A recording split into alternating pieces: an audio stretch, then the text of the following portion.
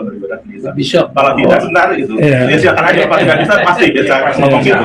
Tapi nanti kita Pak Simon, saya berharap kepada Pak Simon ada keberatan warga, sampaikan surat kepada lurah dan kapolsek bahwa kami keberatan gitu kan.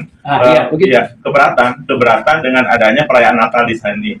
Yang kedua, Bapak bisa saja nanti menghalangi, mencegah orang datang untuk ke sini. Kenapa? Karena sudah tidak sesuai dengan aturan. Pak Simon sebagai pemerintah itu berhak wajib melaksanakan regulasi aturan pemerintah. Jadi Pak Bapak mengajarkan yang salah. Enggak, sebentar. Pak Simon pemerintah, saya bukan mengajarkan Pak Simon. Pak Simon pemerintah harus melaksanakan aturan. Oke. Jadi ini udah peraturan itu. Jangan dilarang umat untuk datang beribadah, Pak. Ini ada aturannya, Pak. Oke. Jangan. Terima kasih itu mungkin ya, Pak Simon. Kita akan buat surat. Tolong Pak Simon sampaikan ke ini, kita warga keberatan. Yang kedua, besok tolong itu, gitu kan, kita melaksanakan aturan ini. Gitu kan. Kalau paniki ingin harmonis, sama-sama pegang aturan ini untuk bersamaan. Terima kasih karena kalau kita ngobrol terus tidak akan nyambung. Oke, Pak. Terima kasih. Kita sama-sama.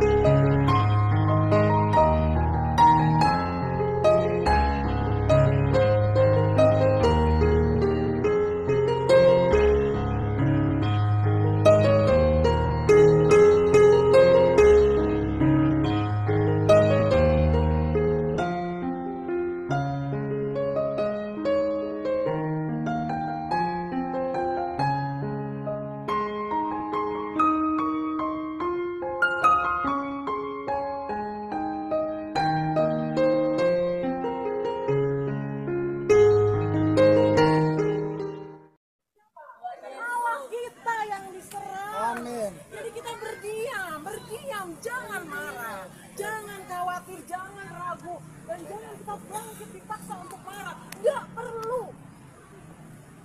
Contohlah Yesus. Jemaat yang dikasih Tuhan, contohlah Yesus. Dia raja bukan? Raja bukan?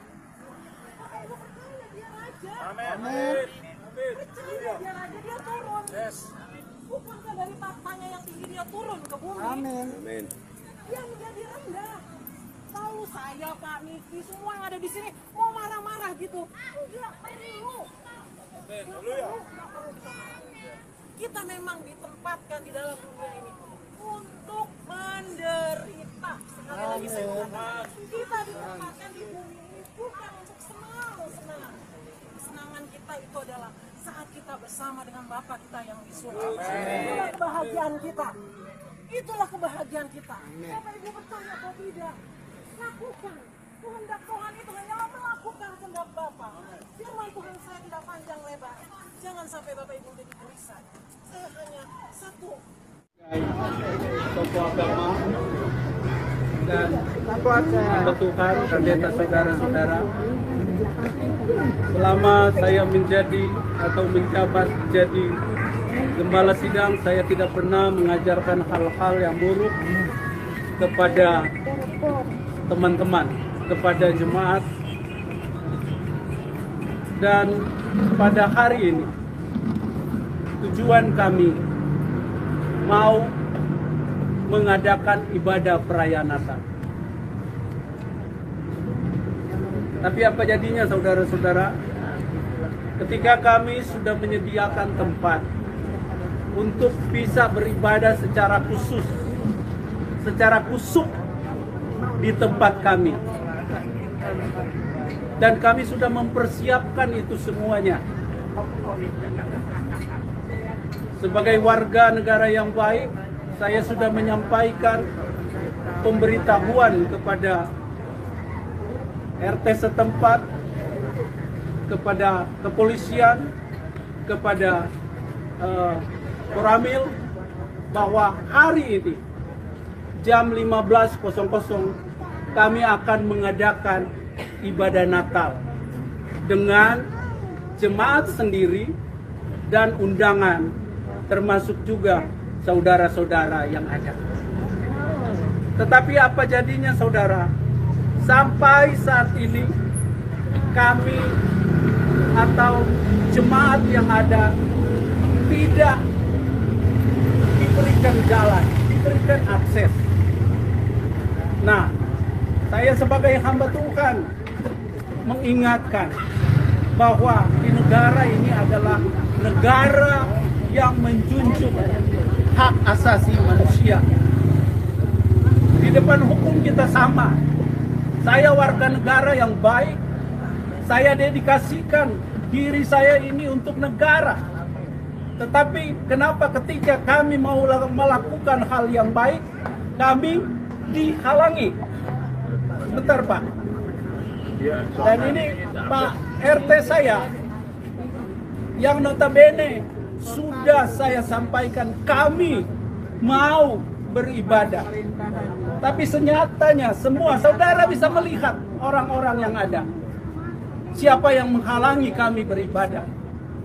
Siapa yang menghalangi kami melakukan hal-hal yang baik untuk keselamatan jiwa kami? Malahan saya katakan, saya pastikan, saya selalu mendoakan lingkungan ini, Cipta Geraha Permai, Emerald City, bahkan juga seluruh Tegar Beriman yang ada. Tetapi apa jadinya? Doa-doa kita tidak pernah didengar. Kalaupun saat ini saya bisa berkata kepada saudara, ini adalah pertaruhan dari keselamatan kita. Amin. Tidak ada yang menghalangi kita untuk beribadah. Amin. Tidak ada yang Haleluya. menghalangi kita untuk mencapai suatu hal yang baik. Haleluya. Apalagi kemarin Dalam nama Tuhan. kita sudah melewati tahap-tahap pemilu. Pak Prabowo jamin Ya. kita dapat beribadah dengan baik. Ya, amin. Kita dapat melakukan hak-hak warga negara yang baik. Kalau yang lain mempunyai hak yang sama, begitu juga kami diberikan hak yang sama. Yes, in the name of Jesus. Saya tidak pernah mendiskriminasikan yang lain. Yeah. Tetapi kenapa saya sekarang didiskriminasi? Udah, Pak Pendeta. Udah. Ya, Nanti kita akan lagi. Bantu saya. Ya, shalom teman-teman semua. Terima kasih sudah menonton video ini. Dan itulah yang sering kita sayangkan, apa yang terjadi di dalam negara kita sendiri, di negeri kita sendiri, di mana kita sebagai warga negara Indonesia, hak-hak kita itu dirampas oleh orang-orang yang tidak bertanggung jawab, oleh orang-orang yang intoleran, teman-teman, yang seharusnya hak beribadah itu sudah dilindungi oleh undang-undang, teman-teman ya.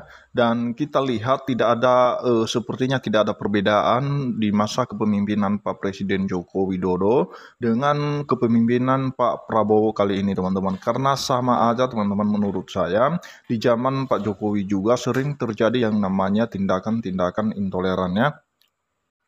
Nah, teman-teman, sekalipun sering diingatkan oleh pemerintah dan sering ditegur, bahkan sering diproses secara hukum orang-orang yang membubarkan ibadah, yang melarang ibadah, tapi mereka tidak pernah kapok. Kenapa? Karena ini sudah menjadi budaya ya di negeri kita, sudah menjadi tradisi bagi kelompok-kelompok yang intoleran. Karena menurut mereka itu sudah hal yang lumrah dan hal yang wajar ketika mereka membubarkan ibadah agama lain. Dan kita tahu ini kan perayaan ibadah Natal, teman-teman ya, yang seharusnya orang Kristen itu bersuka cita untuk merayakan, memperingati kelahiran juru selamatnya. Tetapi ada orang yang biadab, tidak bertanggung jawab, dan dengan tindakan-tindakan yang melawan hukum, teman-teman ya, dengan beraninya membubarkan, melarang ibadah Natal. Nah, teman-teman, ini yang perlu kita minta kepada pemerintah setempat sebenarnya ya, asal jangan kompromi, teman-teman. Nah, kenapa sering terjadi? Karena ada oknum-oknum pemerintah itu kompromi dengan mereka yang intoleran.